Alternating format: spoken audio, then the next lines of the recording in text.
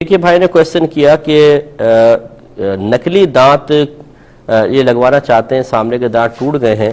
अब ये नहीं पता कि वो नकली दांत किस मादे के, किस चीज़ के, मटेरियल क्या है, किससे तैयार किए गए हैं, तो वो इनको पता नहीं, तो क्या लगवा सकते हैं कि नहीं। तो ये देखें, एक उसूल में जिक्र कर देता हूँ, इस किस्म के बहुत सारे मसाइल आप उससे हल कर सकते हैं।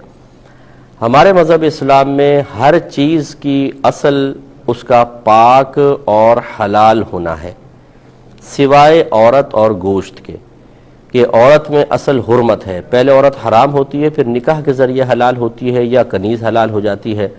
और गोश्त के सिलसिले में भी कि जहाँ पर गोश्त मशकूक हो, मसलन आप किसी गैर मुस्लिम की कंट्री में चले गए और वहाँ पर आपको गोश्त मिल रहा है गैर मुस्लिम की दुकान से, तो फिर या मतलब ये पता नहीं चल रहा कि बेचने वाला मुसलमान है या काफिर है, या किसी और कंट्री से आपके यहाँ पर आया है और वहाँ पर आपको पता नहीं कि गैर मुस्लिम भी रहते हैं, मुसलमान भी, किसका गोश्त है, तो फिर गोश्त में असल हुर्मत मानकर उससे इज्तिनाब किया जाएगा। ये तमाम कंडीशन ज़रा जहन में रखिएगा, ये गोश्त के सिलसिले में जो मैंने जिक्र की हैं। चुनांचे अगर आप किसी मुसलमान कंट्री में हैं और वहाँ पर कोई मुसलमान गोश्त बेच रहा है, तो फिर आपको पूछने की ज़रूरत नहीं कि यह हलाल है या हराम। जैसे आप पाकिस्तान में हैं और यहाँ पर आप हज़ार शादी ब्याह में मुर्गियाँ खा रहे हैं, गोश्त खा रहे हैं, इस तरह दुकानों से ख़रीद रहे हैं, आप कभी नहीं पूछते सही ज़िबा किया है कि नहीं किया, या शादी ब्याह के हॉल में आप खाना खा रहे हो तो उनसे मेज़बान से पूछे भाई सही हलाल तो करवा लिया था कि नहीं, कोई नहीं पूछता, तो वो उसका हुक्म ऐसा नहीं है। जहाँ शक व शुबा हो वहाँ पर हुर्मत को फ़ौक़ियत देंगे। इन दो चीज़ों को हटा दे, बाकी तमाम के बारे में हुक्म इस आयत से निकलेगा कि हुवल्लज़ी खलक़ लकुम मा फ़िल अर्ज़ि जमीआ, कि अल्लाह तबारक व तआला वो ज़ात है जिसने ज़मीन पर जो कुछ है सब का सब तुम्हारे लिए, तुम्हारे नफ़े के लिए रखा है, या उससे तुम्हारे लिए नफ़ा को जायज़ करार दिया है, या उस नफ़े के लिए तुम्हें पैदा किया, तुम्हारी उन तमाम चीज़ों को नफ़े के लिए पैदा किया है। और नफ़ा यकीनी सी बात है उसी से उठा सकते हैं जो पाक और हलाल हो। तो इस आयत से साबित हुआ कि दुनिया की हर शय हमारे लिए मुबाह है, हम उससे नफ़ा उठा सकते हैं।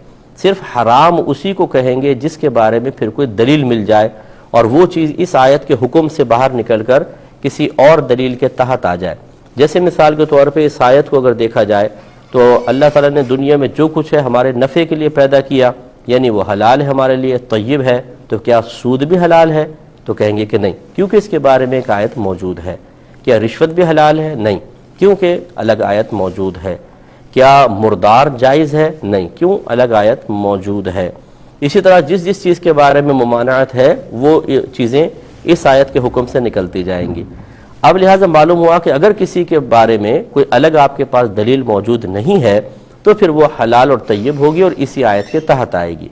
अब इन दांतों का मसला ले लें, आपको नहीं पता कि किस मटेरियल से तैयार हुए हैं। फ़र्ज़ कर लें कि बेचने वाला कहता है यार मुझे भी नहीं पता है किस चीज़ से तैयार होते हैं, कौन से मसाला इसमें डाला जाता है, कौन सा नहीं है, तो बस फिर ये इस आयत के तहत आएगा कि अल्लाह ताला ने दुनिया की तमाम चीज़ें तुम्हारे नफ़े के लिए पैदा की हैं, फिर आपको मज़ीद तहक़ीक़, जुस्तजू किसी की ज़रूरत नहीं है, आप उसको इस्तेमाल कर सकते हैं। बाज़ लोग ऐसे होते हैं कि जो हर चीज़ की तह में जाने की कोशिश करते हैं, वो अपनी ज़िंदगी को ख़ुद तंग करते हैं। वो मतलब ये कि शरई रियायतों से अगर फ़ायदा नहीं उठाते तो वो परेशानी रहते हैं, वसवसों के शिकार रहते हैं, और फिर वो तहक़ीक़ और जुस्तजू, किसी की कुछ तहक़ीक़ मिलती है, किसी की कुछ, वो फ़ैसला नहीं कर पाते। और मैंने इस किस्म के वसाविस के शिकार लोगों को ये देखा है कि वो जो जिसमें उनको वसवसा पैदा होता है उसमें तहक़ीक़ करेंगे और हज़ार चीज़ें बग़ैर तहक़ीक़ के इस्तेमाल कर रहे होंगे, उनको कुछ भी नहीं होता। ये भी मुनासिब नहीं है। तो गुजारिश ये कर रहे थे कि बाज़ लोग हर चीज़ की तहक़ीक़ की तरफ आने की कोशिश करते हैं, ये कैसे बनी है, ये कैसे बनी है। शरीयत ने उसूल बयान कर दिया कि अगर किसी चीज़ के बारे में आपको यकीनी तौर पे हराम होना मालूम हो, नापाक या नजस होना मालूम हो, उससे आप इज्तिनाब करेंगे। और नहीं मालूम है और आप मतलब आसानी से कोई तहक़ीक़ हो सकती है, मतलब किसी से आपने पूछ लिया, जैसे दुकानदार बेच रहा है तो कर ले, लेकिन आपको बहुत ज़्यादा डीपली जाने की कोई ज़रूरत नहीं है, वो आपके लिए तय्यब और हलाल है। और किसी भी चीज़ के हराम होने का यकीन चंद चीज़ों से हो सकता है। नंबर एक, आपने अपनी आँखों से किसी शय को नापाकी, किसी शय में नापाकी को मिलते देखा हो, या नापाक चीज़ से तैयार होते देखा हो, या फिर किसी आदिल शख्स ने देख के खबर दी हो। आदिल उसे कहते हैं जिसका ज़ाहिर बाशरा हो, साहिब इल्म भी हो, صاحب تقوی ہو، اس کے گھر والے، اس کے قریبی لوگ گواہی دیتے ہوں، کبھی یہ جھوٹ نہیں بولتا ہے اور تمام عبادات بجا لاتا ہے، صغیرہ کبیرہ گناہوں سے بچتا ہے، وہ ہوتا ہے عادل شخص۔ وہ اگر دیکھ کے آپ کو آ کے بتائے کہ میں نے دیکھا تھا کہ ایسا ہے، تو اس کی خبر دینا بالکل ایسا ہے جیسے آپ نے خود دیکھا ہو، پھر اس پہ آپ کو یقین کرنا ہوگا۔ یا آپ اپنی آنکھوں سے چیز کو دیکھ رہے ہیں، یا جیسے میں نے پہلے بتایا، یا وہ چیز یا باہر کی خبر پہ اس طرح اعتماد کر سکتے ہیں کہ وہاں کی کمپنیاں بعض اوقات قانونی اعتبار سے ان پہ لازم ہوتا ہے کہ جو کچھ آپ نے اس میں میٹیریل ڈالا ہے وہ آپ لکھیں اوپر، تو انہوں نے اگر لکھا ہے کہ اس میں ہم نے ناپاک چیز ڈالی ہے تو پھر اس قول کا بھی اعتماد کر کے اس سے بچا جائے گا۔ باقی اگر آپ کو نہیں پتا، جیسے مثلا ایک صابن آپ کے پاس آیا، اب یہ کیسے تیار ہوا ہے باہر کا صابن، اب بعض لوگ کہتے ہیں جی باہر کا صابن استعمال نہ کریں، ضرور اس میں ناپاک چیز ملی ہوگی۔ بھئی کس طریقے سے آپ نے دیکھا ہے آنکھوں سے؟ نہیں۔ کسی عادل شخص نے خبر دی؟ نہیں۔ کیا اس پہ کچھ لکھا ہوا ہے؟ نہیں۔ پھر آپ کیسے کہہ سکتے ہیں؟ تو اگر آپ یہ کہتے ہیں نہیں وہ اکثر ڈال دیتے ہیں حرام چیز، تو ضروری تو نہیں کہ اکثر ڈالیں تو اس میں بھی ڈالا ہوگا۔ پھر زیادہ سے زیادہ یہ کہ اگر آپ کا دل نہیں چاہ رہا تو آپ اس کو چھوڑ سکتے ہیں، لیکن اس کے حرام ہونے کا فتویٰ نہیں دے سکتے ہیں، بلکہ یہ اس آیت کے تحت آئے گا کہ اللہ تعالیٰ نے ہر چیز تمہارے نفع کے لیے پیدا کی ہے۔